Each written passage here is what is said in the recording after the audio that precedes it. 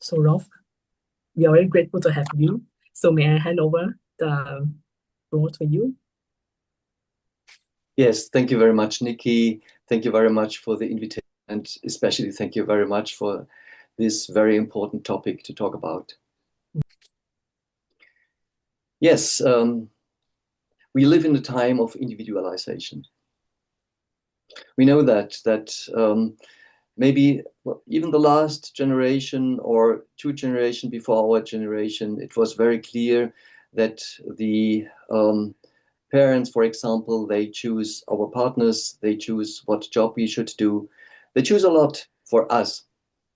This is not only a question, or had been not only a question for the Eastern countries, which lived more traditionally and in communities than the Western did, but even in the Western culture, we had very similar conditions regarding the the tension between individualization and the demands from community.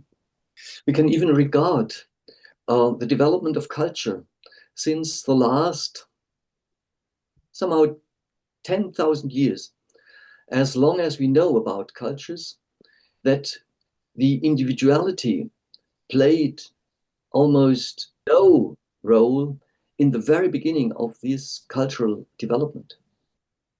Yes, first we only found very common and things from graveyards and from rituals, somehow things that had been connected with religion or with the spiritual experience of people had in that time. People 10,000 years ago in the old Indian culture, in the old Chinese culture, in the old European cultures, they felt very much connected with nature and they felt also nature expressed by spiritual beings. So there was almost no concept from an I or an individual. It was all community, and if an individual suffered, the whole community suffered. And if a hunter was successful, it was not his individual effort, it was a community effort. And at the same time, when people get more and more independent, or let's say lost the perception of nature and the beings working in and through nature, as far as they lost that connection, they started to feel separated. And with that separation, also they felt more and more their individualization. And it took almost 6,000 to 8,000 years. And then this kind of individualization ended up with a total disconnection with the spiritual world. So this was at the time about 700 before Christ. This was when more and more people felt that the stars, nature, even spiritual beings did not really communicate anymore, or people were unable to understand the messages from the spiritual world. And that led to a very pessimistic worldview. The Greek people said it would be better to be a king in the realm of the death than it would be better to be a beggar in the realm of the death than a king in the realm of the visible world. And in the East, the Buddha said, life is suffering. Yes, he found that he grew up in a palace, and then he went out, and when he went out, he found the sick, he found the old, he found the deceased. And the question was how to, let's say, reconnect with the spirit. And now the West and the East, the Greek culture and later the Roman culture, and the Eastern culture, the Indian and Chinese culture, they, from that time on, they went different pathways. The Buddha's approach was to get out of this circle of incarnations, to disconnect from suffering. And this is only possible if you follow an inner path. And the Western idea of overcoming that gap between the spiritual experience and the experience in the visible world was thinking. The Greek found that by thinking, one would be able to overcome the gap between the hidden, invisible world and the world of the senses. Yes, so this was a very crucial time in the West and the East, and it gave a path to individualization. What is individualization in the Eastern path? You have to go this path for your own. You have to separate from the community. You have to leave into the homelessness. You have to become a monk or a nun. Can you see that kind of individualization? And in the West came a question of, by thinking, to direct the world, to transform the world,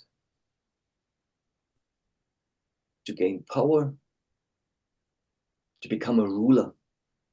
Everybody wants to be a king. So very different streams, and I don't want to judge about them.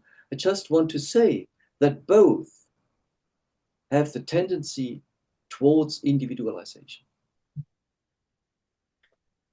Yes, and if this is, let's say, the way of our cultural development and of individual development, then we more and more will miss the other people, the other human beings.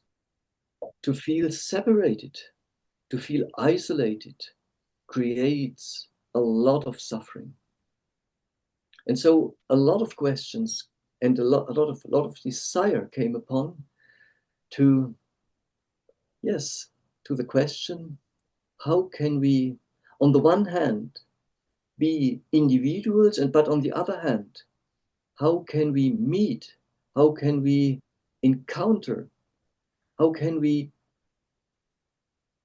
even meet in the spirit the other person? And we can easily understand that this tension between individualization and the need of community building as a tension that, yes, creates a lot of ideals, yes, to overcome this tension. Yes, we have political ideas that try to understand what is a state, how must a state be organized, that not an individual rules all. So the question of common decision making is a very important question of today. And in individual life, it's the question, what is my responsibility to my parents, to my children?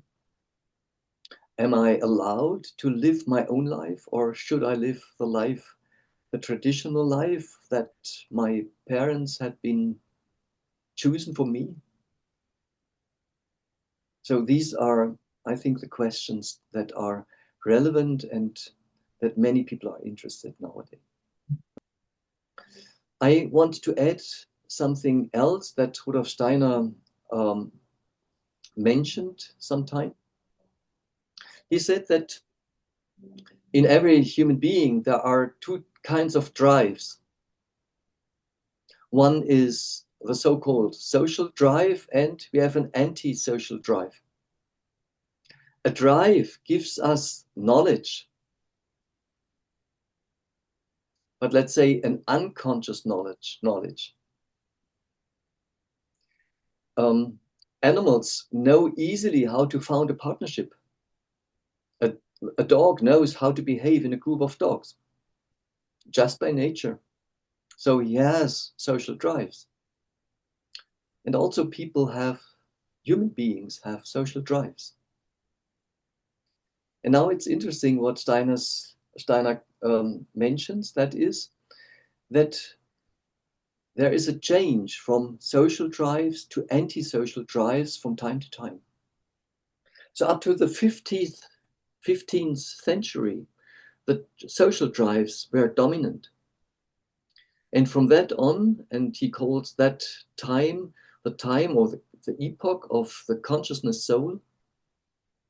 In the consciousness soul, people cannot rely on social drives anymore because they were reduced, and the so-called anti-social drives raised up.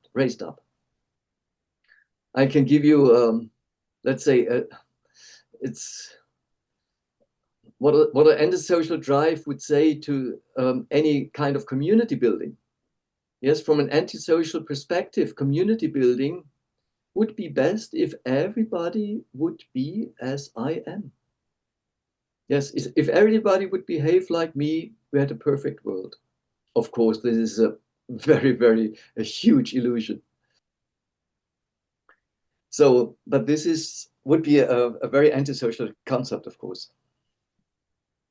Or to say it positively, whenever I try to create a social environment, this is only possible if I find a balance between my own needs and the needs of the other. And how do I understand the needs of others? We call that interest in the other. It's not selflessness. Selflessness would mean that I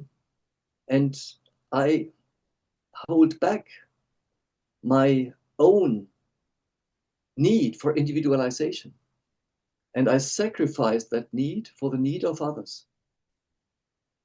So this would be contradictory to individualization. But interest in the other, that means really to hold back your own intentions and direct your intention to what the other has to say and to feel and to show up. So interest in one another is the fundament of a social encounter, of community building in our time. This is regarding, let's say, personal interactions or the interaction in small and medium-sized communities. And there's also a question how to organize, how to live in big communities such as villages or such as cities or countries, cultures. And for this question, Steiner suggests that we can learn from the human organism how a social organism could work. And he suggests to look on the human being as a threefold human being. And he distinguishes the organization of our head, in which our senses are located, in which our consciousness, our awareness is located. And our consciousness and our head organization, our senses, they really should be selfless. We should perceive what is and not what we want. So therefore, selflessness is something that is needed in our head organization. And this is totally different in our metabolic system, in our digesting system. Yes, if you are hungry, you are not selfless. In our metabolism, we are very egoistic, and we must be very egoistic as human beings. Yes, the apple you eat, nobody else can eat. And he connects this metabolic system also with our limbs. With our limbs, we are transforming the world. Yes, with our perception, we do not change anything. But with any step we do, with any movement in the air, we make a change. Yes, and now how can we balance that selfless head function and the function of our egoistic metabolism? What can we do with the apple or any kind of meal? What can we do with the apple that we want to eat? We can share it. So sharing means to be aware of the needs of others and our own needs. And this is a matter of feeling. Compassion is a matter of feeling. But also the ratio that if I give somebody something, maybe another time I will receive something from him. We find that justice or justified or not. And this system is located in our chest, where we have our heart, connected with feelings, as you know. And it's connected with our breath, with inhalation and exhalation, giving and receiving.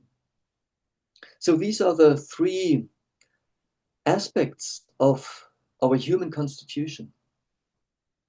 And now Rudolf Steiner says, this could also become a model of our social organism. And he says, there should be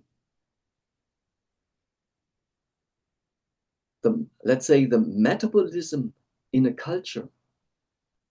Yes, a culture does not eat.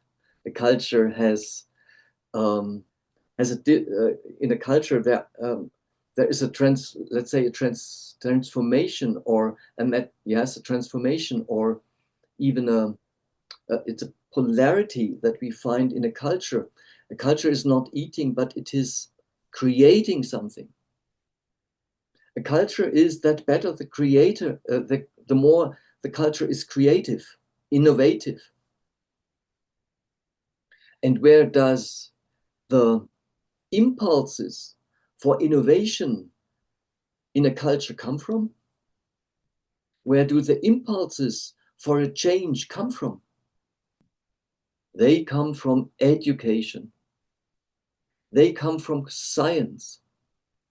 They also could come from religion, from spiritual approaches, from everything that creates something new. And so for the social life, Steiner distinguished the so-called spiritual life in a culture. Steiner describes the social realm of culture as connected with our where innovations come from, where the new things that appear in our culture come from. He describes that as the spiritual life. And now it's important, how can we handle the ideas, how we should live together?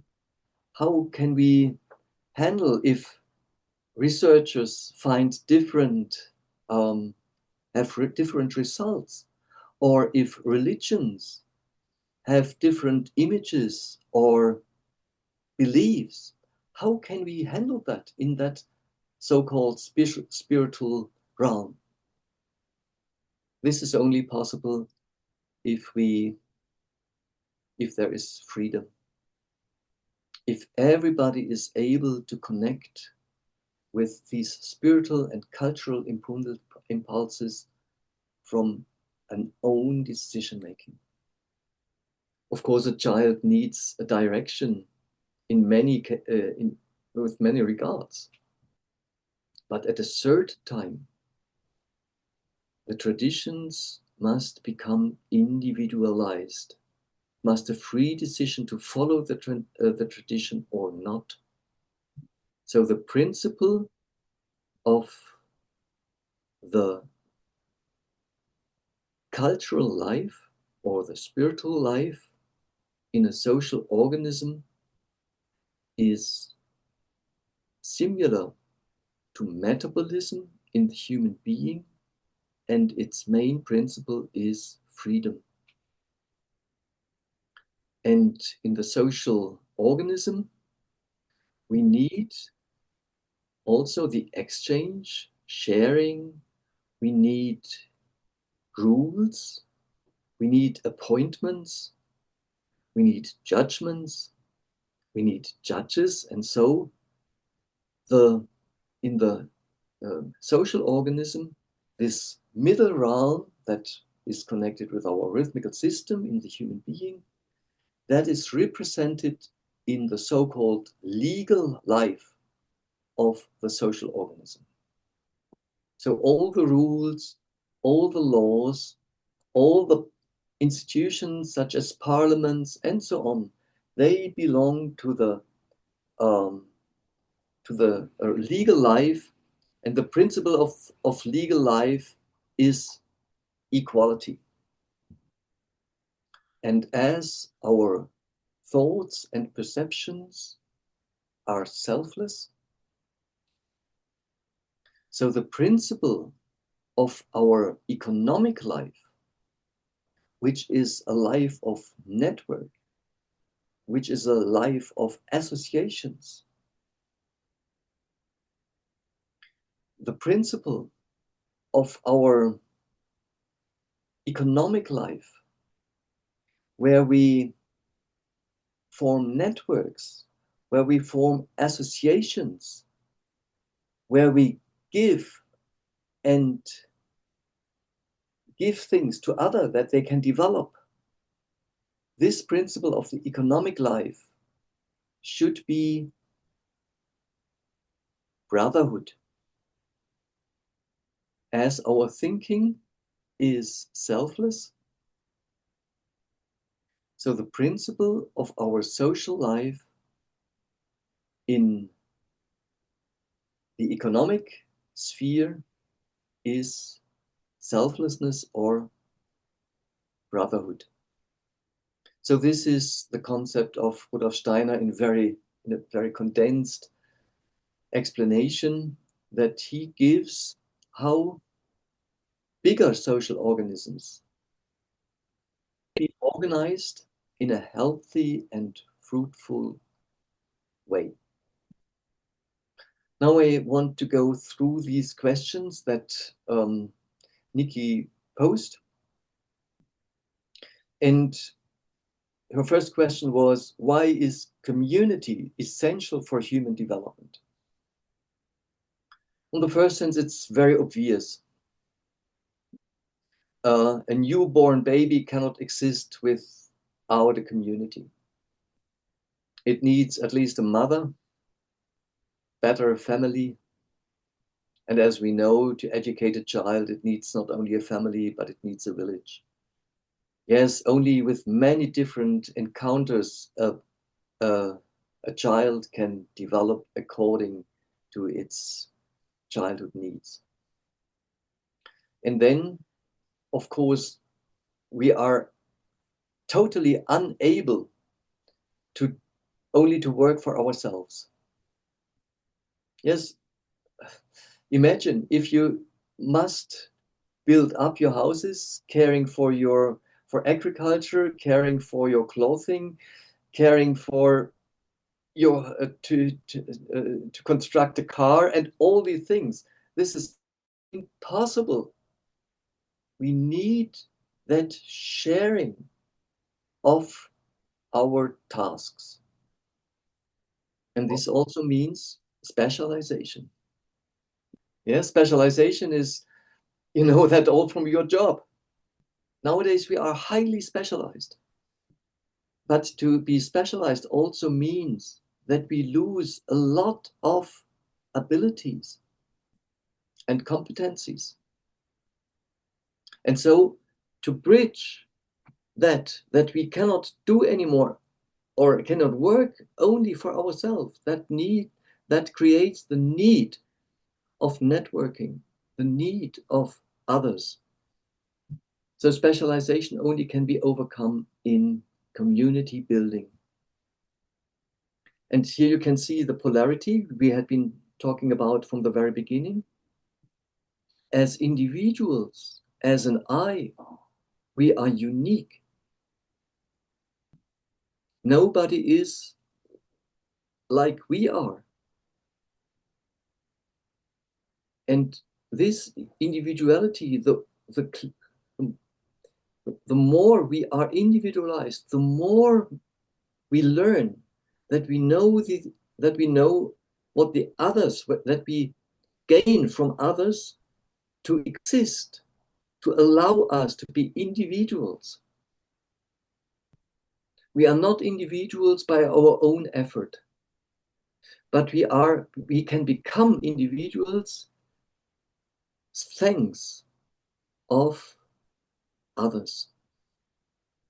And if you feel that you are, let's say, that you are lacking social qualities, if others judge you, you are an egoist, and you feel there could be something behind it, then you can do an exercise before you go to sleep, and you can ask yourself, what can I thank for the others today? What can I be grateful for? Who constructed that car in which I drove? Who taught me that I can read that book? Who prepared my meal? Who cultivated the food? If you go through that, a huge gratefulness in your soul will appear. So I think it's very obvious why we need communities and why they are essential for our development. Yes, the second question was, how can we find those communities that support our growth, that support our individualization? Yes, on the first hand, we do not choose these communities. Yes, we do not choose our family voluntarily. So we choose them, or they maybe they are out of our karma, they are given from our karma. And of course, this is a question, what is our task and our contribution to form our karma? And then, of course, we have some communities that we choose. For example, it's on us to choose our friends. 比如说，我们可以选择我们的朋友， or to identify our friends, or to be found by our friends. How can we show up that people can find us? And then we have our workplaces. These are also given communities. Yes, and maybe depending on our position in the company, we also can choose people around us. And this is a very interesting question. What are the reasons to employ somebody or not to collaborate with somebody? And then if we leave the small realm of our individual effort and activities, maybe we are interested to support our community, maybe in politics, or in cultural activities, in our religion, or in the school of our children. So there are a lot of possibilities in which we can be seen, in which we can show up. And now we must be aware that there is a very strong drive, let's say, or a very strong tendency to choose our communities and to judge about the communities in which we live out of sympathy and antipathy. And therefore, one of the most important abilities to live harmoniously, or let's say to live successfully and in a developmenting movement in communities, is to understand how sympathy and antipathy works. Both are temptations. Antipathy says, stay careful. Sympathy says, trust. So both is right. And both can be an illusion. So it's not sympathy or antipathy that should give us the direction, but to identify the place where we can feel beyond sympathy and antipathy, where we can think beyond antipathy and sympathy, and where we can act beyond sympathy and antipathy. So the tendency to be sympathetic or antipathic, they can come from very different backgrounds or sources. And we have to learn that to make sympathy and antipathy to an instrument and not just to something we react out of it.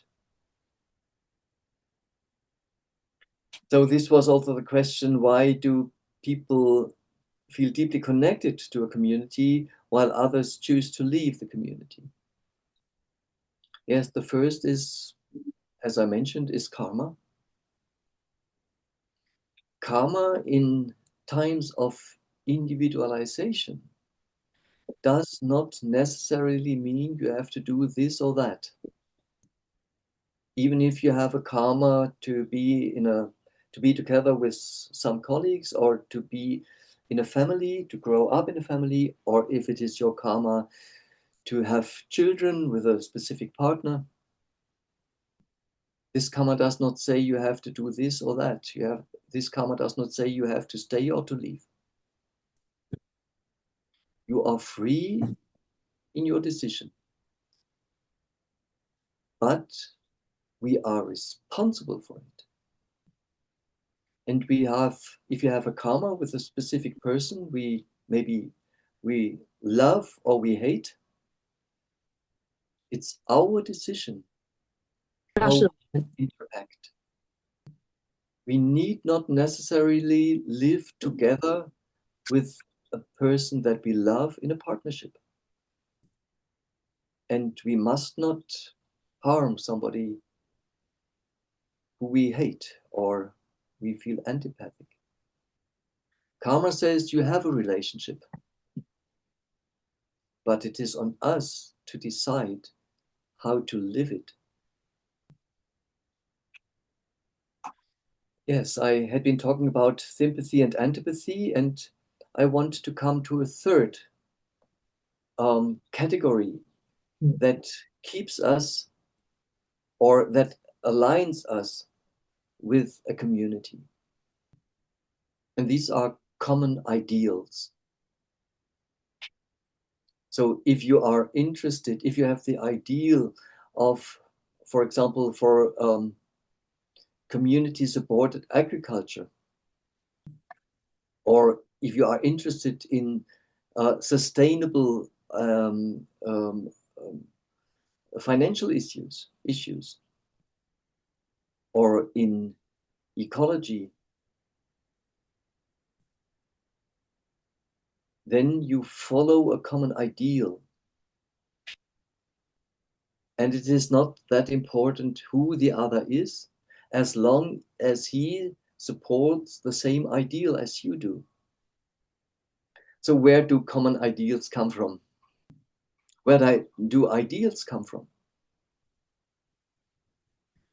Yes, they come from a common enterprise,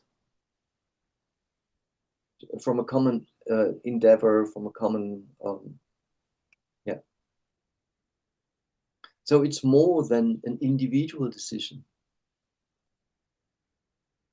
It could be inspired by a spirit of communities. Or that spirit of communities, an archangel. So we can say communities are inspired by archangels through our ideals. And some of these ideals are not only ideals of a community, but they are ideals of an epoch. And I have the understanding and the feeling that this question between individualization and community building and how to overcome the old obstacles in living together with other people, that this task is inspired by an angel of our epoch.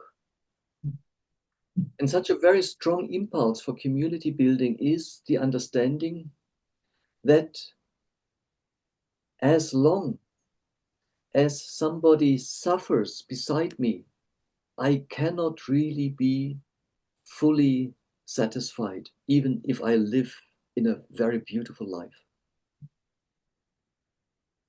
That means that maybe the strongest impulse for community building is to support others in their approach of their own individualization. So there was another question, which is about how can we identify if we are still living in the right community?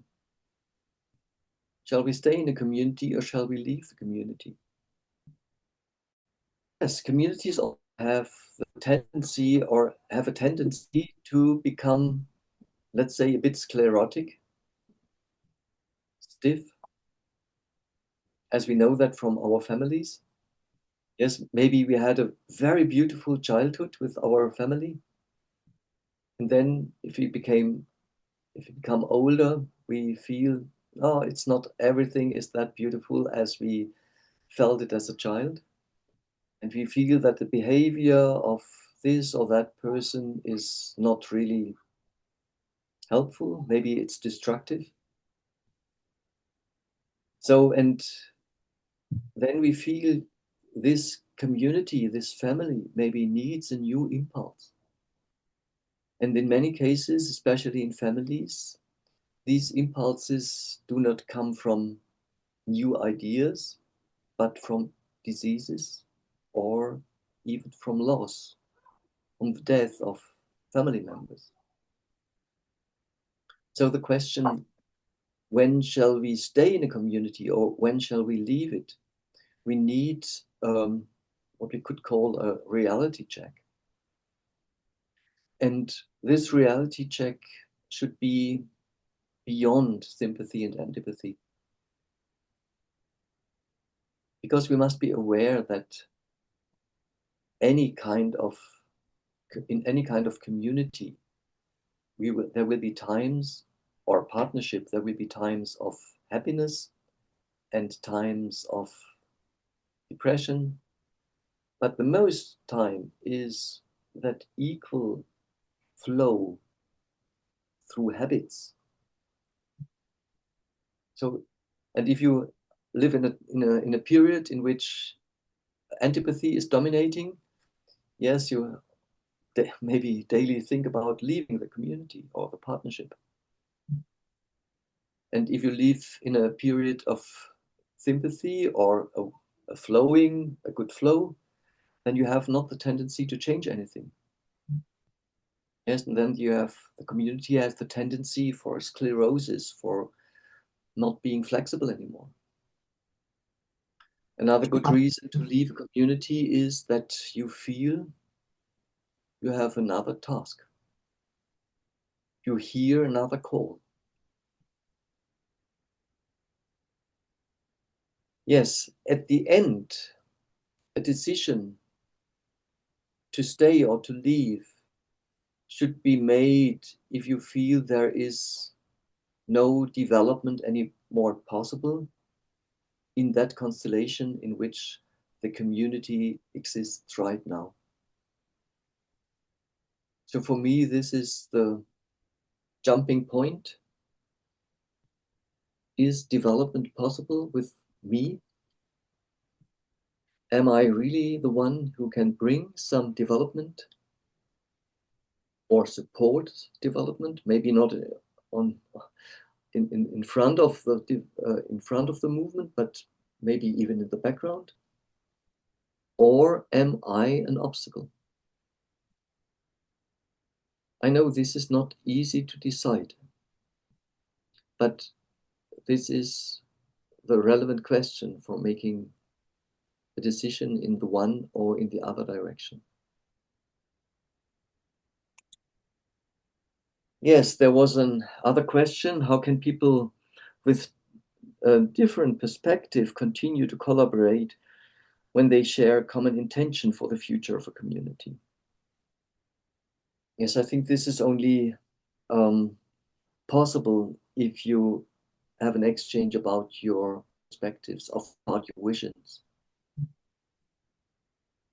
And one should really try that not only on a superficial way to say, yes, we have the same intention and maybe the same perspectives and with the same hope, but really to share the images. Yes, and sometimes we can share the same vision, but sometimes our contribution even to the same vision needs another pathway to approach it.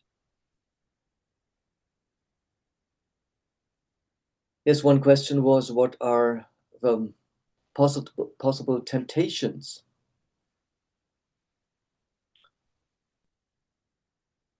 I would say there are 4 main challenges and temptations. The first is that we think that communities are given and that they are developing out of themselves. This never will happen nowadays because we have no social drives anymore, or very fragmented social drives. So being passive is not an option. If you want to have friends, you cannot wait for friends. You must be interested in people. The second temptation is disappointments. You know, we do not know how communities work nowadays. We have not good models how family life should be. We have not a model how to cope, how to live with our partner. So there will be and there must be disappointments. But as a child, when the child is in the process of upright walking, it definitely will fall down many times, 100 times. Maybe the child even would be harmed by falling, but it is never disappointed. It will learn to walk. And that's the same with community building. We should not say, yes, I had been disappointed in this partnership, in that community, and now I am on the trip of individualization. So disappointments are the second temptation. And then a third temptation is expectations. If you expect others to think, to feel, or to do some things in this or that direction, you are not only in the risk to become disappointed, but you are limiting the freedom of the other. You can address a wish to somebody. Yes, you can say, yes, I need this or that, and I would be happy if you could do that. But don't formulate it as an expectation and don't feel it as an expectation. So the expectation or the desire how a community should be is the third temptation. And the fourth could be harmony. Yes, we live as individuals with our own inner conflicts. Yes, all these conflicts on decision making, all these conflicts how to deal with our karma. We are filled up with inner struggles. And now if we hope that community will bring harmony to all these struggles, this is the fourth temptation. Definitely there will be very harmonious situations. There will be joy and a lot of things that we feel how they only come because we have these people around us, this family, these colleagues, these friends. But we should also be happy if after this harmony there are problems to solve. And we can be interested in these problems as we can be interested in harmony. Now there was a last question and we only have 1 minute to talk about that. So I only can mention the direction in which it could go. This is the question about the community building with those who are deceased. All people with which we had been connected in our life, this connection is not disrupted, is not cut when they are in the other world. And this is very important to know, that inspirations, that a lot of support can come from such an inner connection with those who passed away. With it's important after a time of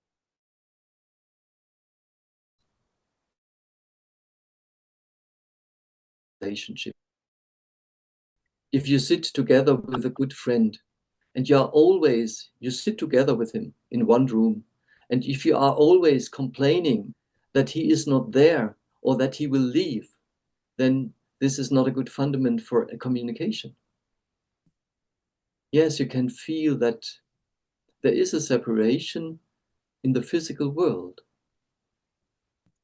but there is a possibility of community building also, yes, in the spiritual realm.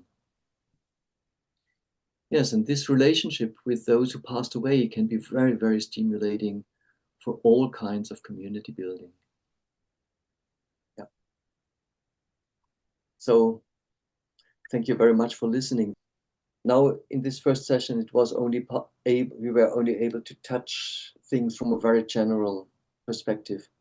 Maybe it would be better to focus on one of these questions and come into a conversation, because now what we are doing now is not really community building, I would say, if only one speaks and others listen. It's freedom in action. This is a very broad theme, but anthroposophic society, the name says it, has also the question of how to to connect people that are interested in anthroposophy. That's about it. And if you have questions, what is anthroposophy? What could be spiritual science, and how can we work together on exploring that huge field of spirituality in your culture, then you are warmly invited. And one workshop that I'm working in is about grief. So especially the last question, I gave a direction in which we will talk about it. And it would be a very practical question, because we have sculpturing, clay sculpturing as an element in this workshop. So you are warmly invited to come to this conference, which is a conference in presence, and maybe Nikki can give you some more information about it. So this is the Facebook page. I think you can follow. Maybe you can take a screenshot. So in this Facebook page, Freedom in Action, Awakening the Will for Personal and Collective Healing. So you can find all the information in English and also in Chinese in this Facebook page. Yeah. So we are still open for registration, but it's a very limited seat. So we welcome you to join. There is a registration link in this page. Yes, thank you very much, Nikki. Thank you very much to the audience, to all of you, and have a good night. See you.